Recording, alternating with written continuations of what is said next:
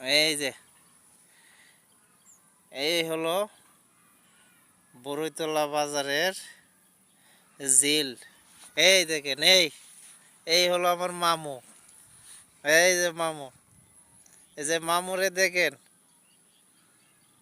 এই যে দেখেন, এই মামু এই বরৈতলা বাজারের এই যে এই যে ঝিল, এই ঝিলের মধ্যে মাছ ধরে।